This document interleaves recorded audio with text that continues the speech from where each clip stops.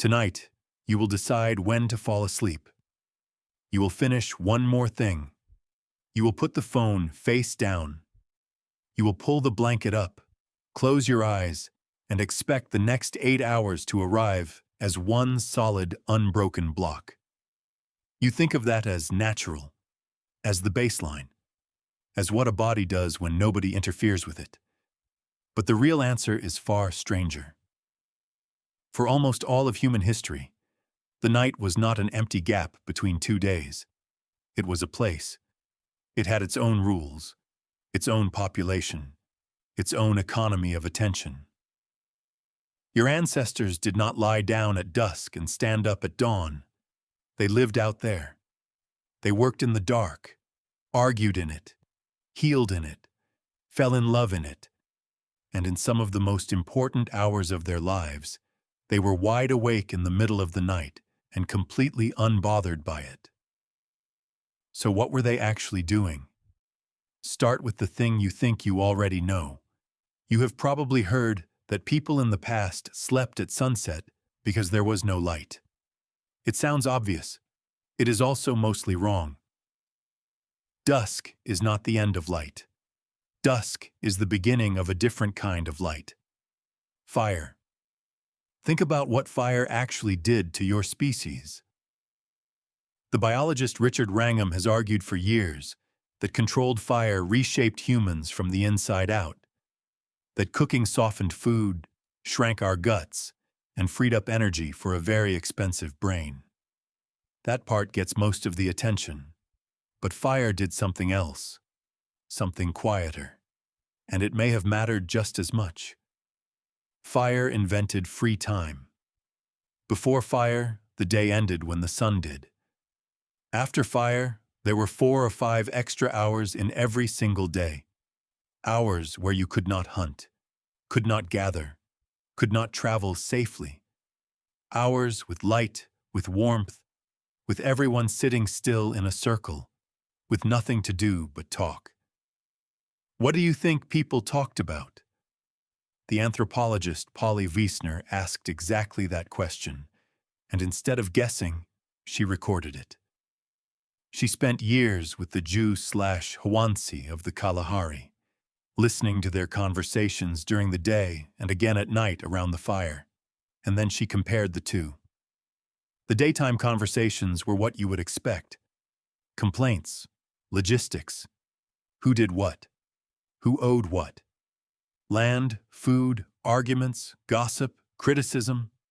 The practical, slightly abrasive business of keeping a group of people alive and functional.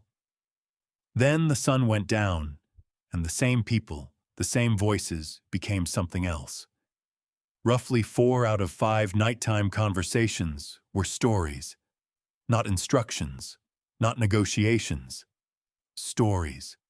About people who had died, about people far away, about journeys, spirits, ancestors, animals that behaved like people. The critical, competitive tone of daylight softened into something warmer and stranger, and the topics moved from what is happening here to what is happening everywhere, to who we are, to what happens after. The fire did not just keep the group awake, it changed what their minds were for. You should sit with that. Every myth your species ever produced, every origin story, every idea about the dead, every moral told sideways through a talking animal.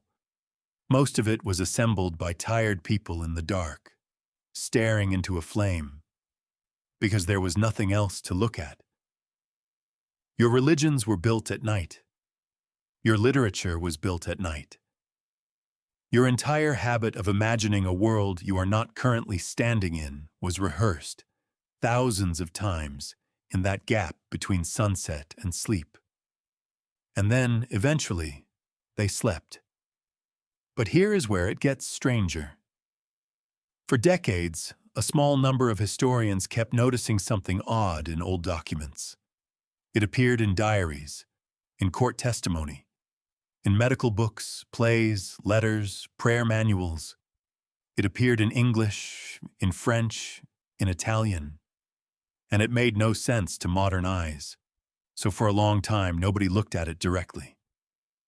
People kept referring to their first sleep, not sleep, first sleep, as if there were a second one.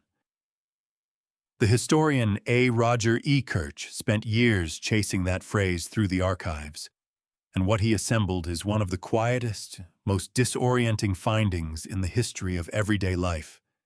In pre-industrial Europe, sleep was not one block, it was two. You went to bed a few hours after dark. You slept. And then, somewhere around midnight, you woke up. Not in distress, not by accident. You simply woke, and you stayed awake for an hour, maybe two, in a period people apparently treated as completely ordinary. So ordinary that nobody bothered to explain it, which is exactly why it almost vanished from history. And then you went back to sleep until morning. Second sleep. What did people do in that gap? Everything. They lay in the dark and thought. They prayed. There were prayer manuals written specifically for that hour. They talked to whoever was beside them. They tended the fire. They checked on animals. They visited neighbors. Some got up and worked, and a physician of the peri,